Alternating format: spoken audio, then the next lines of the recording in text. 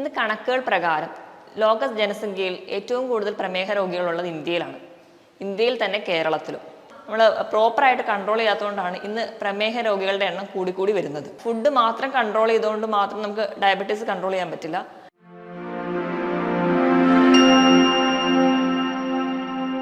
Hi, ഞാൻ doctor പ്രിയ, Q1B health കെയറിലെ homoeopathic ഫിസിഷ്യനാണ്. നിശബ്ദനായ ഒരു കൊലയാളിയാണ് പ്രമേഹം. പറയും പോലെ തന്നെ നമ്മൾ അറിയാതെ നമ്മളെ തന്നെ കാർന്നു നിന്നുന്ന ഒരു രോഗമാണ് പ്രമേഹം. ഇന്ന് കണക്കുകൾ പ്രകാരം ലോക ജനസംഖ്യയിൽ ഏറ്റവും കൂടുതൽ പ്രമേഹ രോഗികളുള്ളത് ഇന്ത്യയിലാണ്. ഇന്ത്യയിൽ തന്നെ കേരളത്തിലും. നമുക്കറിയാം, നമ്മുടെ ചുറ്റിലും തന്നെ ഒരുപാട് പേര് ഇന്ന് പ്രമേഹ രോഗത്തിൻ്റെ പലവിധമായ ബുദ്ധിമുട്ടുകൾ അനുഭവിക്കുന്നവരാണ്. ഇന്ന് നമുക്ക് എങ്ങനെ ഒരു പ്രീ ഡയബറ്റിക് സ്റ്റേജിലുള്ളവർ അല്ലെങ്കിൽ പ്രമേഹ രോഗം ആരംഭിക്കുന്ന ജസ്റ്റ് തുടങ്ങുന്നവർ എങ്ങനെയൊക്കെ ഭക്ഷണം നിയന്ത്രിക്കാമെന്ന് നോക്കാം. പ്രമേഹം ഒരു നിശബ്ദനായ കൊലയാളി ആവാനുള്ള കാരണം തന്നെ നമ്മളിപ്പോൾ പ്രമേഹമൊക്കെ അറിഞ്ഞിട്ടുണ്ടെങ്കിലും അത് നമ്മൾ ടെസ്റ്റ് ചെയ്യുമ്പോഴോ അല്ലെങ്കിൽ നമുക്ക് പാരമ്പര്യമായിട്ട് പ്രമേഹമൊക്കെ ഉള്ളവരാണെങ്കിൽ നമ്മൾ ഇടയ്ക്കിടയ്ക്കൊക്കെ ഒരു ബ്ലഡ് ചെക്കപ്പിലൂടെ പ്രമേഹമുണ്ടെന്ന് അറിഞ്ഞാലും നമ്മൾ ഒരു ഫിസിഷ്യനെ ഒന്നും കാണാതെ നമ്മൾ കരുതും നമുക്ക് തന്നെ ഒരു ഡയറ്റൊക്കെ ഫോളോ ചെയ്ത് നമുക്ക് തന്നെ കൺട്രോൾ ചെയ്യാം. കാരണം മരുന്ന് കഴിക്കാൻ തുടങ്ങിയ ജീവിതകാലം മുഴുവൻ മരുന്ന് കഴിക്കേണ്ടി വരും എന്ന് തെറ്റായ ഒരു ധാരണ. ഇങ്ങനെ ഉള്ളതുകൊണ്ട് തന്നെ നമ്മൾ നമ്മുടേതായ ഒരു ഡയറ്റ് ഉണ്ടാക്കും. 2-3 ദിവസം മാത്രം നമ്മൾ ഡയറ്റ് ഫോളോ ചെയ്യും. പിന്നീട് അതങ്ങ് വിട്ട് നമ്മുടെ പഴയ ശീലത്തിലൂടെ തന്നെ പോകും. അങ്ങനെ കൺട്രോൾ ചെയ്യാതെ പോകുമ്പോൾ വീണ്ടും ഒരു 2-3 മാസം കഴിഞ്ഞ് ബ്ലഡ് ടെസ്റ്റ് ചെയ്യുമ്പോൾ ബ്ലഡ് ഷുഗർ ലെവലൊക്കെ ഒരു 250-ന് മുകളിൽ എത്തിക്കാണും. അപ്പോൾ നമുക്ക് നിയന്ത്രിക്കാൻ പറ്റാത്തൊരു ലെവലിൽ എത്തുമ്പോൾ നമ്മളൊരു ഡോക്ടറെ കൺസൾട്ട് ചെയ്യും. അങ്ങനെ ഒരു സ്റ്റേജിലെത്തുമ്പോൾ ആ ഡോക്ടർക്ക് ഒരു മെഡിസിൻ നൽകിയേ പറ്റുള്ളൂ. അത് മെഡിസിൻ മാത്രമല്ല, അതിനോടൊപ്പം സ്ട്രിക്റ്റ് ആയിട്ടൊരു ഡയറ്റ് കൂടി എടുക്കേണ്ടി വരും. അപ്പം നമ്മൾ പ്രോപ്പറായിട്ട് കൺട്രോൾ ചെയ്യാത്തതുകൊണ്ടാണ് ഇന്ന് പ്രമേഹ രോഗികളുടെ എണ്ണം കൂടിക്കൂടി വരുന്നത്. അതുകൊണ്ട് നമുക്ക് ഇന്നത്തെ ഒരു വിഷയത്തിലൂടെ നമുക്ക് എങ്ങനെ ഒരു ഫുഡ് കൺട്രോൾ ചെയ്യാമെന്ന് നോക്കാം. ആദ്യം തന്നെ ഞാൻ പറയാം, ഫുഡ് മാത്രം കൺട്രോൾ ചെയ്തുകൊണ്ട് മാത്രം നമുക്ക് ഡയബറ്റീസ് കൺട്രോൾ ചെയ്യാൻ പറ്റില്ല. ഇപ്പം മെഡിസിൻസ് ഒക്കെ വേണ്ടവരാണെങ്കിൽ കൃത്യമായിട്ട് മെഡിസിൻ എടുക്കണം. അതുപോലെ തന്നെ കൃത്യമായ വ്യായാമം, ആവശ്യത്തിന് റെസ്റ്റും അതുപോലെ ആവശ്യത്തിനുള്ള വെള്ളവും കുടിച്ചാൽ മാത്രമേ നമുക്കൊരു വിധമെങ്കിലും പ്രമേഹ രോഗം അല്ലെങ്കിൽ പ്രമേഹത്തെ കൺട്രോൾ ചെയ്യാൻ പറ്റുള്ളൂ. നമ്മുടെ ക്ലിനിക്കിലൊക്കെ വരുന്ന ഒരുപാട് പേര് നമ്മളോട് ചോദിക്കാറുള്ളതാണ്, എപ്പോഴാണ് പ്രമേഹത്തിന് മെഡിസിൻസ് എടുക്കേണ്ടത്, അല്ലെങ്കിൽ ഏത് ഒരു ലിമിറ്റ് കഴിയുമ്പോഴാണോ മെഡിസിൻ എടുക്കേണ്ടത്, ആദ്യമേ മെഡിസിൻ എടുക്കണോ, മെഡിസിൻ ജീവിതകാലം മുഴുവൻ കഴിക്കേണ്ടി വരുമോ എന്നൊക്കെ. നമ്മളിപ്പം വന്നിട്ട് ഒരാൾ പ്രമേഹ രോഗിയാണെന്നുള്ള സിംറ്റംസ് ഒക്കെ ഉണ്ടെങ്കിൽ കൂടി നമ്മൾ ബ്ലഡ് ടെസ്റ്റ് ചെയ്യാറുണ്ട്. പ്രധാനമായിട്ടും FBS, PPBS, RBS. ഇതിപ്പോൾ എല്ലാവർക്കും അറിയാം. FBS എന്ന് പറഞ്ഞു കഴിഞ്ഞാൽ വെറും വയറ്റിൽ ടെസ്റ്റ് ചെയ്യുന്നതാണ്, ഫാസ്റ്റിംഗ് ബ്ലഡ് ഷുഗർ. PPBS എന്ന് പറഞ്ഞാൽ പോസ്റ്റ് പാൻട്രൽ ബ്ലഡ് ഷുഗർ, അതായത് ഭക്ഷണം കഴിച്ച് 2 മണിക്കൂറിന് ശേഷം ടെസ്റ്റ് ചെയ്യുന്നത്. RBS എന്ന് പറയുമ്പോൾ റാൻഡം ബ്ലഡ് ഷുഗർ, അത് ഭക്ഷണം കഴിച്ചതും സമയവും തമ്മിൽ വലിയ ഒരു കണക്കുകളൊന്നും ഇല്ലാത്ത രീതിയിൽ റാൻഡം ആയിട്ട് ടെസ്റ്റ് ചെയ്യുന്നത്. ഈ 3 എണ്ണമാണ് നമ്മൾ പ്രധാനമായിട്ടും ചെയ്ത് എല്ലാവരും തന്നെ വരാറ്. പക്ഷേ നമ്മൾ ഫിസിഷ്യൻസ് അല്ലെങ്കിൽ ഡോക്ടേഴ്സൊക്കെ നമ്മളൊരു മെഡിസിൻ പ്രിസ്ക്രൈബ് ചെയ്യണമെങ്കിൽ നമ്മൾ ഈ FBS-ഉം PPBS-ഉം മാത്രം നോക്കിയിട്ടായിരിക്കില്ല ചെക്ക് ചെയ്യാറ്. അതിനോടൊപ്പം തന്നെ അവർ HbA1c എന്ന് പറയുന്ന ഒരു വാല്യൂ കൂടി നോക്കാറ്. എന്താണ് HbA1c എന്ന് നോക്കാം. Glycosylated haemoglobin. അതായത് ചുരുക്കി പറഞ്ഞു കഴിഞ്ഞാൽ ഒരു 3 മാസത്തെ നമ്മുടെ ബ്ലഡ് ഷുഗറിൻ്റെ ഒരു ആവറേജ് ആണ്. നമ്മുടെ രക്തത്തിലെ ഹീമോഗ്ലോബിൻ്റെ മുകളിൽ എത്ര ഷുഗർ പറ്റിപ്പിടിച്ചിരിക്കുന്നു എന്നൊരു കണക്ക്. ഈ HbA1c-യുടെ വാല്യൂ വെച്ചിട്ടാണ് പൊതുവേ ഡോക്ടേഴ്സൊക്കെ മെഡിസിൻസ് എഴുതാറ്. HbA1c നോക്കുമ്പോൾ 5.9, 5.9-ന് താഴെയാണെങ്കിൽ അത് നോർമലാണ്.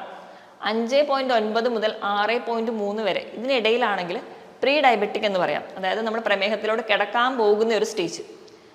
6.5 മുതൽ 7 വരെ ആണെങ്കിൽ കുറച്ച് നമ്മൾ സീരിയസ് ആയിട്ട് എടുക്കണം. ചിലപ്പോൾ ചിലർക്ക് മെഡിസിൻസ് ഒന്നും വേണ്ടി വരില്ല, ചിലർക്ക് മെഡിസിൻസ് വേണ്ടി വരും. അതോടൊപ്പം തന്നെ നമ്മൾ സ്ട്രിക്റ്റ് ആയിട്ട് ഫുഡ് കൺട്രോൾ ചെയ്ത് കഴിഞ്ഞാൽ നമുക്ക് പ്രമേഹത്തെ നിയന്ത്രിച്ച് കൊണ്ടുപോകാൻ പറ്റും. ഇനി 7-ന് മുകളിലാണെങ്കിൽ സ്ട്രിക്റ്റ് ആയിട്ട് ഡയറ്റും എടുക്കണം, അതോടൊപ്പം തന്നെ മെഡിസിൻസിൻ്റെ ആവശ്യവും കൂടി ഉണ്ടാവും. ഒരു പ്രമേഹ രോഗത്തിലോട്ട് കിടക്കുന്നവർക്ക് അല്ലെങ്കിൽ ഒരു പ്രീ ഡയബറ്റിക് സ്റ്റേജിന് പറ്റുന്ന രീതിയിലുള്ള ഒരു ഡയറ്റ് എങ്ങനെയാണെന്ന് നോക്കാം.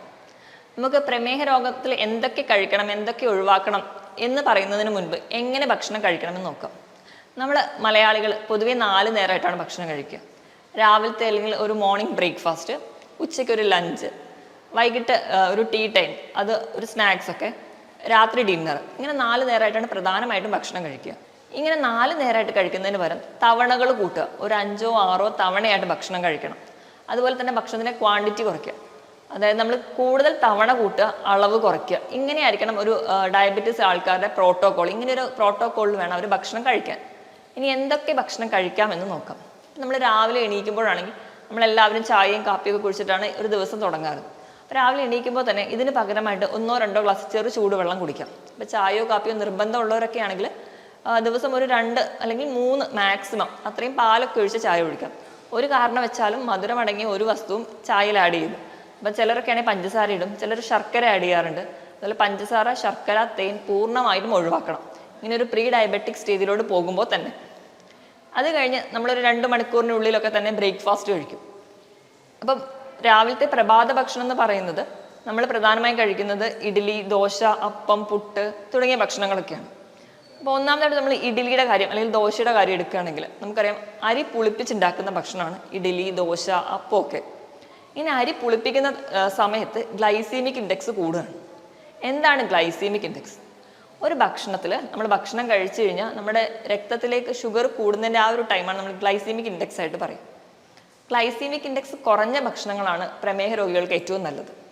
ഞാൻ പറഞ്ഞതുപോലെ അരി പുളിപ്പിച്ചുണ്ടാക്കുന്ന ഭക്ഷണത്തിലൊക്കെ ഗ്ലൈസീമിക് ഇൻഡെക്സ് കൂടുതലാണ്. അപ്പം നമ്മൾ ആ വകയുള്ള ഭക്ഷണങ്ങൾ കഴിവതും കുറയ്ക്കാൻ വേണ്ടി ശ്രദ്ധിക്കുക. ഇപ്പം ചിലർക്കൊക്കെ ഒരു ആഗ്രഹമൊക്കെ ഉള്ളവരാണെങ്കിൽ ഇടയ്ക്കൊക്കെ 2 അല്ലെങ്കിൽ 3 ഇഡ്ഡലി വരെയൊക്കെ കഴിക്കാം. ദോശയാണെങ്കിലും 2 അല്ലെങ്കിൽ 3 വരെയൊക്കെ കഴിക്കാം. ഇനിയിപ്പോൾ ഇതിൻ്റെ കൂടെ എന്തെങ്കിലും കറികളുടെ കാര്യം നമ്മൾ ആലോചിക്കണം. അപ്പോൾ കറികൾ ആലോചിക്കുമ്പോൾ കിഴങ്ങ് വർഗ്ഗങ്ങളൊന്നും തന്നെ ഉൾപ്പെടുത്താതിരിക്കുക. കിഴങ്ങ് വർഗ്ഗങ്ങൾ എന്ന് പറയുമ്പോൾ ചേന, ചേമ്പ്, അതുപോലെ കാച്ചിൽ, കപ്പ, ഇതൊക്കെ കിഴങ്ങ് വർഗ്ഗങ്ങളാണ്. അതുപോലെ തന്നെയാണ് ബീട്രൂട്ട്, ക്യാരറ്റ്. ഇവ പലർക്കും അറിയാത്തൊരു കാര്യമാണ്. ബീട്രൂട്ട്, ക്യാരറ്റ് ഒഴിവാക്കുക. കൂർക്ക, കൂവ, ഇതൊക്കെ കിഴങ്ങ് വർഗ്ഗങ്ങളിൽ പെടുന്നതാണ്. ഇതൊക്കെ മാക്സിമം ഒഴിവാക്കാൻ വേണ്ടി ശ്രദ്ധിക്കുക. ഇനിയിപ്പോൾ ഇഡ്ഡലിയൊക്കെ ഉണ്ടാക്കുമ്പോൾ തന്നെയാണെങ്കിൽ നമ്മൾ അരിയും ഉഴുന്നും കൂടെ ആഡ് ചെയ്തിട്ടാണ് ഉണ്ടാക്കുക. അപ്പോൾ ഈ പ്രമേഹ രോഗികൾക്ക് വല്ലപ്പോഴും ഇത് കഴിക്കണം എന്ന് ആഗ്രഹമുള്ളപ്പോൾ തന്നെ അരിയുടെയും ഉഴുന്നിൻ്റെ ആ ഒരു പ്രപ്പോർഷനിൽ ചെറിയൊരു മാറ്റം വരുത്തുക. ഉഴുന്നിൻ്റെ അളവ് കുറച്ചുകൂടി കൂട്ടാവുന്നതാണ്. ഉഴുന്ന് പറയുന്നത് കൂടുതലും പ്രോട്ടീൻ ആയതുകൊണ്ട് തന്നെ നമുക്ക് ഉഴുന്നിൻ്റെ അളവ് കുറച്ച് കൂട്ടുന്നത് വഴി ഒരു വിധമൊക്കെ പ്രമേഹത്തിന് നല്ലതാണ്. അതുപോലെ തന്നെ അരി ഉപയോഗിക്കുമ്പോൾ വെള്ള അരിക്ക് പകരം തവിടുള്ള ചെമ്പാവരി ഉപയോഗിക്കാം. അതുപോലെ തന്നെ ഉലുവ ആഡ് ചെയ്യുന്നതും നല്ലതാണ്. അപ്പോൾ നമ്മൾ ദോശയോ ഇഡ്ഡലിയൊക്കെ ഉണ്ടാക്കുന്ന സമയത്ത് ഒരു പിടി ഉലുവ കൂടി ആഡ് ചെയ്യുന്നത് ഒരു പരിധി വരെയൊക്കെ നമുക്ക് പ്രമേഹത്തെ കൺട്രോൾ ചെയ്യാൻ വേണ്ടിയിട്ട് ഉലുവ സഹായിക്കുന്നതായിട്ടാണ് പഠനങ്ങൾ പറയുന്നത്. ഇനി രണ്ടാമതായിട്ട് നമുക്ക് ഭയങ്കര ഇഷ്ടമുള്ളൊരു ഫുഡാണ് പുട്ട്. പുട്ടിൻ്റെ കൂടെ ഒരിക്കലും പഴം, പഞ്ചസാര ഇവ കഴിക്കാതിരിക്കുക. അതിന് പകരം നമ്മളൊരു ചെറിയ കഷ്ണം പുട്ടെടുക്കുകയാണെങ്കിൽ അതിനോട് തന്നെ തുല്യമായ ഒരു അളവിൽ, അതായത് 1:1 റേഷ്യോയിൽ പുട്ട് കടല കഴിക്കാം, പുട്ട് പയറ് കഴിക്കാം. അല്ലെങ്കിൽ അങ്ങനെയുള്ള പ്രോട്ടീൻ ആയിട്ടുള്ള എന്തെങ്കിലും ഒരു ഭക്ഷണം, പുട്ട്, മുട്ടക്കറി, അങ്ങനെ എന്തെങ്കിലും കഴിക്കാം. അല്ലാതെ പുട്ട്, പഴം തുടങ്ങിയത് കഴിക്കാതിരിക്കാൻ വേണ്ടി ശ്രദ്ധിക്കുക. ഇവിടെയും അരി എടുക്കുമ്പോൾ ഇപ്പോഴും തവിട് അടങ്ങിയ അരി എടുക്കാൻ വേണ്ടി ശ്രദ്ധിക്കുക. ഇപ്പം അപ്പം ഉണ്ടാക്കുന്നതാണെങ്കിലും എല്ലാം ഭക്ഷണങ്ങളും തുല്യ അളവിൽ കറി എടുക്കാൻ പറ്റും. അപ്പത്തിൻ്റെ കൂടെ കടലക്കറി ആണെങ്കിൽ ഒരപ്പം എടുക്കുകയാണെങ്കിൽ അത്രയും തന്നെ അളവിൽ കടലക്കറി എടുക്കാൻ വേണ്ടി ശ്രദ്ധിക്കുക. ഇങ്ങനെ കഴിക്കുമ്പോൾ നമ്മൾ കടലയിൽ അടങ്ങിയിട്ടുള്ളത് പ്രോട്ടീനും ഫൈബറുകളുമാണ്. ധാരാളം പ്രോട്ടീനും ഫൈബറും ചെല്ലുമ്പോൾ നമുക്ക് അത്രയ്ക്ക് അങ്ങ് വിശക്കത്തുമില്ല, നമ്മുടെ ശരീരത്തിന് ഒരുവിധം നല്ലതാണ്. പിന്നെ നമ്മൾ മെയിനായിട്ട് വീട്ടിലുണ്ടാക്കുന്നതാണ് ഉപ്പുമാവ്. ഉപ്പുമാവൊക്കെ ഉണ്ടാക്കുന്ന സമയത്ത് നമുക്ക് ഗോതമ്പ് കൊണ്ട് ഉപ്പുമാവ് ഉണ്ടാക്കാം. അപ്പോൾ റവ കൊണ്ടൊക്കെ തന്നെ ഉപ്പുമാവ് ഉണ്ടാക്കുകയാണെങ്കിലും മാക്സിമം വെജിറ്റബിൾസ് അതിനകത്തോട്ട് ആഡ് ചെയ്യുക. അതായത് ഉപയോഗിക്കുന്ന ഗോതമ്പിൻ്റെയും റവേൻ്റെയും അളവിനോടൊപ്പം തന്നെ പച്ചക്കറികൾ ആഡ് ചെയ്യുക. അങ്ങനെ കഴിക്കുന്നതും ഒരുവിധം നമുക്ക് പ്രമേഹത്തെ കൺട്രോൾ ചെയ്യാൻ വേണ്ടി നമ്മളെ സഹായിക്കും. ഈ പറഞ്ഞ ഭക്ഷണങ്ങളെല്ലാം കഴിക്കുമ്പോൾ തന്നെ എപ്പോഴും ഞാൻ പറഞ്ഞതുപോലെ തന്നെ നിങ്ങൾ എടുക്കുന്ന ഫുഡിൻ്റെ അത്രയും തന്നെ ക്വാണ്ടിറ്റിയിൽ കറി എടുക്കാൻ വേണ്ടി ശ്രമിക്കുക. എപ്പോഴും ഒരു പ്രോട്ടീൻ റിച്ച് ആയിട്ടുള്ള കറികൾ രാവിലെ തന്നെ എടുക്കാൻ വേണ്ടി ശ്രദ്ധിക്കുക. മാക്സിമം ഈ ഭക്ഷണത്തിലൂടെ വീണ്ടും ഒരു ചായയോ കാപ്പിയോ കുടിക്കാതെ വെള്ളം തന്നെ കുടിക്കാൻ വേണ്ടി ശ്രദ്ധിക്കുക. ഇനി ഇത് കഴിഞ്ഞ് കഴിഞ്ഞാൽ നമ്മൾ നേരെ 11 മണിക്ക് ഒരു ടീ ടൈമാണ് മലയാളികൾക്ക് പ്രധാനമായിട്ടുള്ളത്. നമ്മൾ ഓഫീസിലൊക്കെ പോകുന്നവരാണെങ്കിൽ 11 മണിക്ക് ചായയോടൊപ്പം തന്നെ എന്തെങ്കിലും ഒരു എണ്ണക്കടികളാണ് കഴിക്കാറ്. ഈ ഒരു ശീലം നമ്മൾ മാറ്റിയിട്ട് ഒരു പ്രീ ഡയബറ്റിക് സ്റ്റേജിലാണെന്ന് അറിയുമ്പോൾ തന്നെ ഒരു ബൗൾ സാലഡ് എടുക്കുക. സാലഡ് എന്ന് പറയുമ്പോൾ നമ്മൾ ഇതിനകത്ത് കുക്കുംബറും അതുപോലെ തന്നെ തക്കാളി എല്ലാം അരിഞ്ഞിട്ടിട്ട് ഒരു ഇച്ചിരി ഉപ്പോ അല്ലെങ്കിൽ ഒരു ചെറുനാരങ്ങയൊക്കെ പിഴിഞ്ഞൊഴിച്ച് നിങ്ങൾക്ക് കഴിക്കാവുന്നതാണ്. മാക്സിമം ക്യാരറ്റ് ഒഴിവാക്കുക. ഇങ്ങനെ ഒരു ബൗൾ സാലഡ് ഉണ്ടെങ്കിൽ തന്നെ നമുക്ക് വയറ് നിറയും. അല്ലെങ്കിൽ നിങ്ങൾക്ക് നട്ട്സ് കഴിക്കാം. ബദാം, അണ്ടിപ്പരിപ്പ്, അല്ലെങ്കിൽ ഒരു കുറച്ച് നിലക്കടല, ഇവയെല്ലാം ഒരു പിടി കഴിക്കുന്നതാണെങ്കിൽ നിങ്ങൾക്ക് വലിയ ദോഷം ചെയ്യത്തില്ല. ഒരുവിധം നിങ്ങൾക്ക് പ്രോട്ടീൻ ആയതുകൊണ്ട് പ്രമേഹത്തെ നിയന്ത്രിക്കാനും പറ്റും. ഇനി നമ്മൾ മലയാളികൾ ഉച്ചനേരം അല്ലെങ്കിൽ നമ്മൾ ഊണ് പ്രധാനമായും നമ്മളൊരു വിഭവ സമൃദ്ധമായിട്ടാണ് ഊണ് കഴിക്കാറ്. ഇനി മൂന്നാമത്തേതാണ് നമ്മുടെ ലഞ്ച് ടൈം. അത് നമ്മൾ മലയാളികൾ നല്ല കാര്യമായിട്ട് കഴിക്കുന്ന ഒരു സമയം, നമ്മൾ ഹെവി ആയിട്ട് കഴിക്കുന്നത് ഉച്ചഭക്ഷണമാണ്. നമുക്കിനി എങ്ങനെ ഒരു പ്രീ ഡയബറ്റിക്സിലുള്ളവർക്ക് ലഞ്ച് എങ്ങനെ മാനേജ് ചെയ്യാമെന്ന് നോക്കാം. നമുക്കൊരു പ്ലേറ്റ് മെത്തേഡാണ് പറയുന്നത്. പ്ലേറ്റ് മെത്തേഡ് എന്ന് പറയുമ്പോൾ 1/4 ഭാഗം നമ്മൾ അരി ഭക്ഷണങ്ങൾ കഴിക്കാം. അരി ഭക്ഷണം എന്ന് പറഞ്ഞാൽ തവിടടങ്ങിയ അരികൾ അല്ലെങ്കിൽ കുത്തരി ഉപയോഗിക്കാൻ വേണ്ടി ശ്രദ്ധിക്കുക. നിങ്ങൾക്ക് ഒരു പിടി വരെ ചോറ് ഉപയോഗിക്കാം. അതുപോലെ തന്നെ ഇപ്പോൾ ചോറിന് പകരം നിങ്ങൾക്ക് ചപ്പാത്തി ആണെങ്കിൽ 1-2 ചപ്പാത്തി കഴിക്കാം. പിന്നെ ഒരു 1/4 ഭാഗം എന്ന് പറയുന്നത് പ്രോട്ടീനാണ്. പ്രോട്ടീൻ എന്ന് പറയുമ്പോൾ നിങ്ങൾക്ക് മുട്ട ഉപയോഗിക്കാം, പയറ്, പരിപ്പ്, അങ്ങനത്തെ കടല, എന്ത് നിങ്ങൾക്ക് പ്രോട്ടീനായിട്ട് ഉപയോഗിക്കാം. അല്ലെങ്കിൽ പനീർ തുടങ്ങിയ ഇതൊക്കെ പ്രോട്ടീനേഷ്യസ് ഫുഡാണ്. ഇതൊക്കെ നിങ്ങൾക്ക് ഉൾപ്പെടുത്താം. ഇത് കഴിഞ്ഞ് ബാക്കിയുള്ള ഒരു അര ഭാഗം എന്ന് പറഞ്ഞാൽ പച്ചക്കറികൾക്ക് വേണ്ടിയിട്ട് ഉപയോഗിക്കണം. പച്ചക്കറികൾ നിങ്ങൾക്ക് സാലഡായിട്ട് ഉൾപ്പെടുത്താം, അല്ലെങ്കിൽ എന്നും നിങ്ങൾ ഇലക്കറികൾ ഉൾപ്പെടുത്താൻ വേണ്ടി ശ്രദ്ധിക്കുക. അതുപോലെ തന്നെ മൈക്രോ ഗ്രീൻസ് എന്ന് പറഞ്ഞാൽ നമുക്കറിയാം, നമ്മൾ ചെറുതായിട്ട് പയറും കടലയൊക്കെ മുളപ്പിച്ച് ഇപ്പം എല്ലാവരും ചെയ്യുന്നതാണ്. നമ്മുടെ വീടുകളിൽ തന്നെ ഈസി ആയിട്ട് നമുക്ക് ടിഷ്യൂ പേപ്പർ വെച്ച് തന്നെ കൾട്ടിവേറ്റ് ചെയ്തെടുക്കാൻ പറ്റുന്ന ഒന്നാണ് ചെറുതായിട്ട് മുളപ്പിച്ച പയറ് കടല. ഒരു 2 ഇല വരുന്നവരെ അതിനെ വളർത്തിയിട്ട് ആ ഇലകൾ മുറിച്ച് തോരൻ വെക്കുക. 1-2 ഇഞ്ച് വരെ അതിന് വലുപ്പം വരുമ്പോൾ അത് മുറിച്ചിട്ട് നമുക്ക് തോരൻ വെക്കുക കഴിക്കും. അതിൽ ധാരാളം ആൻറ്റി ഓക്സിഡൻസും ന്യൂട്രിയൻസും ഒക്കെ ഉണ്ട്, ധാരാളം വൈറ്റമിൻസും ഉണ്ട്. അപ്പം ഇത് പ്രമേഹ രോഗികൾക്ക് വളരെ നല്ലൊരു ഫുഡാണ്. അപ്പം അങ്ങനെ കഴിക്കാം. അല്ലെങ്കിൽ നിങ്ങൾക്ക് മറ്റു പച്ചക്കറികളൊക്കെ തോരൻ വെച്ചിട്ടോ ഒക്കെ കഴിക്കാവുന്നതാണ്. അപ്പം മാക്സിമം ഒരു അര ഭാഗമെങ്കിലും പച്ചക്കറികളും സാലഡ്സും ഉൾപ്പെടുത്താൻ വേണ്ടി ശ്രദ്ധിക്കുക. ഇനി വൈകുന്നേരത്തെ ചായ എന്ന് പറയുന്നത് എല്ലാവർക്കും നിർബന്ധമുള്ളതാണ്. അപ്പം മാക്സിമം അത് ഒഴിവാക്കാൻ വേണ്ടി ശ്രദ്ധിക്കുക. അതിന് പകരം നിങ്ങൾക്ക് ഗ്രീൻ ടീ ഉപയോഗിക്കാം. അപ്പം അങ്ങനെ സ്നാക്സ് ഒക്കെ നിർബന്ധം അല്ലെങ്കിൽ ചായ നിർബന്ധമുള്ളവർക്കാണെങ്കിൽ നിങ്ങൾക്ക് ചായ ഉപയോഗിക്കാം. മാക്സിമം പഞ്ചസാരയോ ശർക്കരയോ തേനോ ഇതൊക്കെ ഒഴിവാക്കാൻ വേണ്ടി ശ്രദ്ധിക്കുക. ഇങ്ങനെ ഒരു സമയത്ത് നിങ്ങൾക്ക് നേരത്തെ പറഞ്ഞ പോലെ എന്തെങ്കിലും ഒരു ഫ്രൂട്ട്സ് കഴിക്കാം, ഏതെങ്കിലും ഒരു പഴവർഗ്ഗങ്ങൾ, ഏതെങ്കിലും ഒരെണ്ണം മാത്രം നിങ്ങൾ ഒരു ദിവസം വേണ്ടി കഴിക്കാൻ വേണ്ടി ശ്രദ്ധിക്കുക. ഇപ്പം നിങ്ങൾക്ക് എന്ന് പറഞ്ഞാൽ ഒരു പ്രമേഹം ഉണ്ടെന്നോർത്ത് അല്ലെങ്കിൽ പ്രമേഹം ഒരു ബോർഡറിലാണെന്നോർത്ത് എല്ലാ പഴവർഗ്ഗങ്ങളും ഒഴിവാക്കേണ്ടതില്ല. കാരണം പഴവർഗ്ഗങ്ങളിൽ ധാരാളം ആൻറ്റി ഓക്സിഡൻസും ന്യൂട്രിയൻസും നമ്മുടെ ശരീരത്തിന് ആവശ്യമായിട്ടുള്ള ഇമ്മ്യൂണിറ്റി ഒക്കെ തരുന്നത് ഈ ഫ്രൂട്ട്സ് ആണ്. അപ്പം നിങ്ങൾക്ക് ഒരു ദിവസം ഒരു ആപ്പിൾ കഴിക്കാം, ഒരു ഓറഞ്ച് കഴിക്കാം. അപ്പം ചെറുപഴമൊക്കെ ആണെങ്കിൽ ഒരുപാട് മധുരമുള്ള പഴങ്ങൾ കഴിക്കാതിരിക്കുക. മാക്സിമം ചെറിയ പുളിയുള്ളത്, വൈറ്റമിൻ സി ഉള്ള ഓറഞ്ച്, മുസമ്പി തുടങ്ങിയ ഫ്രൂട്ട്സുകൾ കഴിക്കാം. ആപ്പിള്, പേരയ്ക്ക തുടങ്ങിയ ഫ്രൂട്ട്സ്, തണ്ണിമത്തൻ ഇവയൊക്കെ നിങ്ങൾക്ക് കഴിക്കാവുന്നതാണ്. ഇതിനൊന്നും അതിന് മാത്രം ഒരു ഗ്ലൈസീമിക് ഇൻഡെക്സ് ഇല്ലതാണ്. അപ്പം നിങ്ങൾക്ക് ഏതെങ്കിലും ഒരു ഫ്രൂട്ട് ഈ ഒരു സമയത്ത് കഴിക്കാം. അല്ലാതെ തന്നെ ഇപ്പം സ്നാക്സ് ആയിട്ട് നിങ്ങൾക്ക് ഷുഗർ ഫ്രീ ആയിട്ടുള്ള ബിസ്ക്കറ്റ്സ് ഒക്കെ ഉണ്ട്, അത് വേണമെങ്കിൽ അത് ഉപയോഗിക്കാം. ഇനി നമുക്ക് രാത്രിയത്തെ ഡിന്നറിൻ്റെ കാര്യം നോക്കുകയാണെങ്കിൽ ഡിന്നർ മാക്സിമം ഒരു 7 മണിക്കെങ്കിലും കഴിക്കാനായിട്ട് ശ്രദ്ധിക്കുക. 7 മണിക്ക് നമ്മൾ ഒരു ഡിന്നർ കഴിക്കുന്നതാണ് എപ്പോഴും നല്ലത്. അപ്പം നിങ്ങൾ ആ ടൈമിൽ കഴിക്കുമ്പോൾ നിങ്ങൾക്ക് ചപ്പാത്തി കഴിക്കാം, 1-2 ചപ്പാത്തി. അതുപോലെ തന്നെ അതിനോടൊപ്പം തന്നെ ഒരു ബൗൾ സാലഡ് കഴിക്കാം, അല്ലെങ്കിൽ ഓട്സ് കഴിക്കാം. പറഞ്ഞ രീതിയിൽ എന്തെങ്കിലും ഒരു പ്രോട്ടീൻ റിച്ച് ആയിട്ടുള്ള ഒരു കറി ഉപയോഗിക്കാം. ഇങ്ങനെയൊക്കെ കഴിക്കുകയാണെങ്കിൽ നിങ്ങൾക്ക് ഒരു ഹെൽത്തി ഡയറ്റിലോട്ട് പോകാം.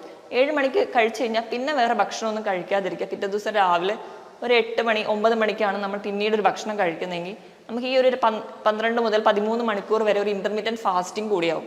ഇത് നമുക്ക് ഒരു വിധമൊക്കെ നമ്മുടെ പ്രമേഹത്തെ നിയന്ത്രിക്കാൻ പറ്റും. ഈ പറഞ്ഞതുപോലെയൊക്കെ നിങ്ങൾ കൃത്യമായിട്ട് ഡയറ്റ് ഫോളോ ചെയ്യുക. 1-2 ദിവസത്തേക്ക് മാത്രമല്ല, ജീവിതകാലം മുഴുവനൊക്കെ ഇങ്ങനെ ഫോളോ ചെയ്യുകയാണെങ്കിൽ നിങ്ങൾക്ക് ഒരു പരിധി വരെയൊക്കെ നിങ്ങളുടെ മരുന്നിലോട്ട് ഒന്നും പോകാതെ തന്നെ നമുക്ക് പ്രമേഹത്തെ കൺട്രോൾ ചെയ്യാം. ഇങ്ങനെ ഒരു ഫുഡ് കൺട്രോൾ ചെയ്തവർ മാത്രമായിരിക്കും ചിലരുടെ ശരീരത്തിന് മെഡിസിൻസ് ആവശ്യമുള്ളവരായിരിക്കാം. അങ്ങനെയുള്ളവരാണെങ്കിൽ കൃത്യമായിട്ടൊരു ഡോക്ടറെ കണ്ടിട്ട് മെഡിസിൻസ് ചോദിച്ച് മനസ്സിലാക്കണം. അതുപോലെ തന്നെ ഒരു ഡോക്ടറുടെ സഹായത്തോടെ മാത്രമേ നിങ്ങൾ ഇങ്ങനെ ഒരു ഡയറ്റ് ഫോളോ ചെയ്യാൻ പാടുള്ളൂ. ഇങ്ങനെ കൃത്യമായി ഭക്ഷണം ഫോളോ ചെയ്യുമ്പോൾ കൃത്യമായ വിശ്രമം വേണം. അതുപോലെ തന്നെ 2 മുതൽ 3 ലിറ്ററോളം വെള്ളം ദിവസം കുടിക്കുക. കൃത്യമായിട്ട് വ്യായാമം ചെയ്യുക. അപ്പോൾ ആഴ്ചയിൽ 5 ദിവസമെങ്കിലും 45 മിനിറ്റ് മുതൽ 1 മണിക്കൂർ വരെ നിങ്ങൾക്ക് പറ്റുന്ന രീതിയിലുള്ള ചെറുതായിട്ടുള്ള നടത്തം, ജോഗിങ്, പറ്റുന്ന രീതിയിലുള്ള വ്യായാമങ്ങൾ കൃത്യമായിട്ട് ചെയ്യാൻ വേണ്ടി ശ്രദ്ധിക്കുക. ഇങ്ങനെയൊക്കെ ചെയ്തു കഴിഞ്ഞാൽ ഒരു പരിധി വരെയൊക്കെ നമുക്ക് പ്രമേഹത്തെ നിയന്ത്രിക്കാൻ പറ്റും. മറ്റൊരു ഹെൽത്ത് ടോപ്പിക്കുമായിട്ട് വീണ്ടും കാണുന്നത് വരെ നന്ദി.